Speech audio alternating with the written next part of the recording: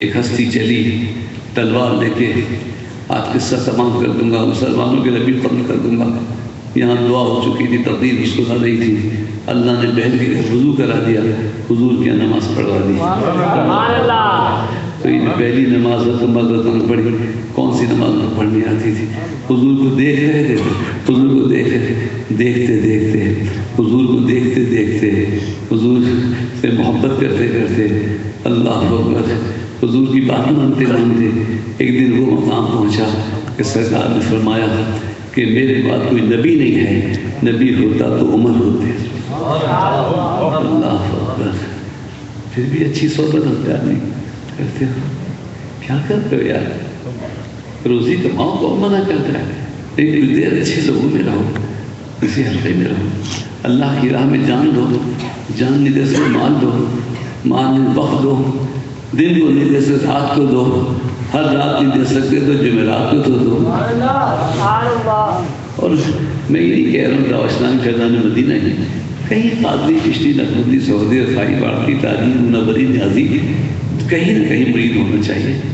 اپنے حلقے میں جاؤ، اللہ اللہ کرو، اللہ اکبر، جو جس سے محبت کرے گا اسی کے ساتھ ہوگا۔ اتنا آسان ہے اللہ اکبر کہ وہ جو شب بیدار ولی ہے، تہجد گزار، بچپن سے جسے تہجد نے چھوڑی ہو اور جو سارا سال روزے رکھے ہوں اور بڑی عبادت کرا، بڑی محنت کی ہو، اور ایک اس کو وضو دیتا کے لیے پانی دیتا ہو، تو جنت میں وہیں رہے گا جہاں وہ وضو رہے گا، وہ وضو دینے والا بھی رہے گا۔ لیکن یہ کہ نماز کے ساتھ نماز بھی پڑھ لے، ہے نا، یہ ہو نہیں سکتا یار۔ کسی ولی کی صحبت میں آدمی رہے، صحبت میں رہتے جاتے رہے اور وہ باغی ہو جائے، نہ بے نمازی ہو، ایسا یہاں کچھ کمی ہم ہی ہوتی ہے، کچھ کمی ہم ہی ہوتی ہے کہ ہماری صحبت کا اثر نہیں ہوتا، ورنہ اگر ایک بھی ولی کامل ہو تو لاکھوں رنگے جاتے ہیں۔ اور جب تک کوئی پیر نہ ملے تو یا آپ کے معیار میں کوئی نہیں اترے تو آپ خود پیر بن جائیے اور سوچئے کہ ایک پیر تلاش کریں کہ اس پیر میں کیا صفات ہونی چاہیے۔ شریعت کا پابند ہونا چاہیے، جی تو آپ درج کیجیے پابندی۔ پیر کو نمازی ہونا چاہیے، آپ کو نماز پڑھیں۔